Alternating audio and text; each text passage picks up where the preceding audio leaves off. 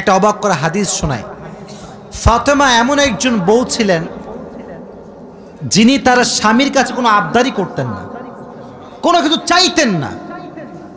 তো একদিন স্বামী আসছে আলী, এসে বলছে, এই ফাতেমা, তুমি আমার কাছে কোনো কিছু চাও না কেন?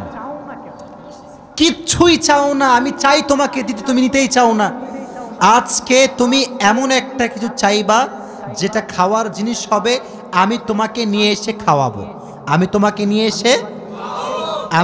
নিয়ে এসে। তো ফাতেমা বলছেন, না দরকার নাই। কি দরকার, থাক না, কোনো প্রয়োজন নাই। তো আলী আজকে নাসরবান্দা, না আমি খাওয়াই ছাড়বো আজকে, বলো কি খাবা। তো চাওয়ার একটা লিমিটেশন আছে। উনি বললেন, আমার কিচ্ছু লাগবে না, জাস্ট বাজার থেকে একটা আনার নিয়ে আসবেন। কি নিয়ে আসবেন? তো আলী রাদিয়াল্লাহু তাআলা আনহু বলছে, ঠিক আছে যাও, আমি যাচ্ছি, তোমার জন্য নিয়ে আসবো একটা আনার। বের হয়েছেন নেওয়ার জন্য। এই মনোযোগ দিয়ে শুনবেন হাদিসটা, খুব মনোযোগ দিয়ে। বাজার থেকে একটা আনার কিনেছেন, কিনে যখন বাসায় ব্যাক করবেন, হঠাৎ করে একজন গরিব মানুষ আসছে, সে বলছে, আলী, আজ 3 দিন যাবত আমার পেটে কোনো খানা নাই, আমি বড় হতদরিদ্র মানুষ, খুবই ক্ষুধার্ত মানুষ, তুমি কি আমাকে কিছু খাওয়াতে পারবা?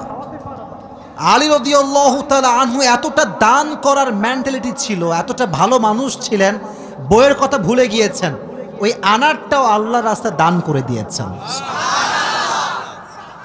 তো যখন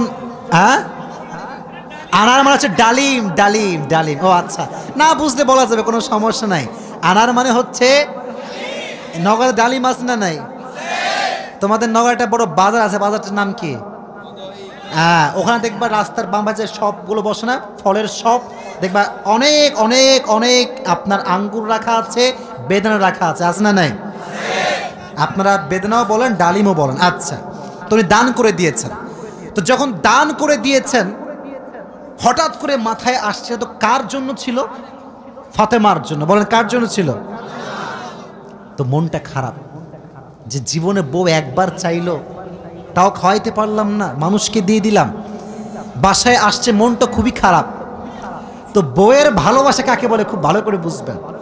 আলী যখন গেটটা খুলেছে, ফাতেমা যখন আলীর চেহারার দিকে তাকাইছে, বলছে, আলী, নিশ্চিত তুমি আমার বেদনা, আমার ডালিম তুমি আল্লাহর রাস্তায় দান করে দিয়েছো। সুবহানাল্লাহ পড়ে। তো বলছে ফাতেমা, আসলেই তাই, আমি দান করে দিয়ে আসছি।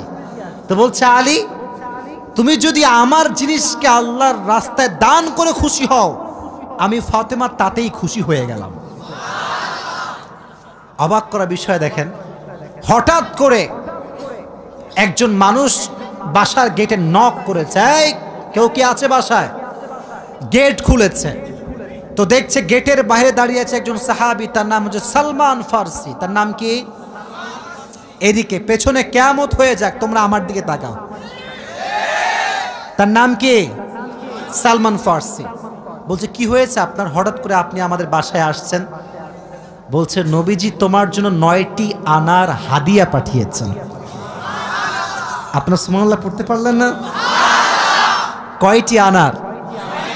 আরো জোরে। তো আলী বলছেন, নো, এটা আমার না, এটা আমার হতে পারে না। সালমান ফারসি বলছে, কেন? এটা তোমার জন্য পাঠিয়েছে। আলী বলছে, ভালো করে চেক করো, এটা আমার জন্য হতে পারে না। বলছে, কেন? বলছে, আল্লাহ তাআলা কোরআনে বলেছেন, মান জাআ বিল হাসানাতি ফালাহু আশরু আমসালিহা, যে আল্লাহর রাস্তায় একটা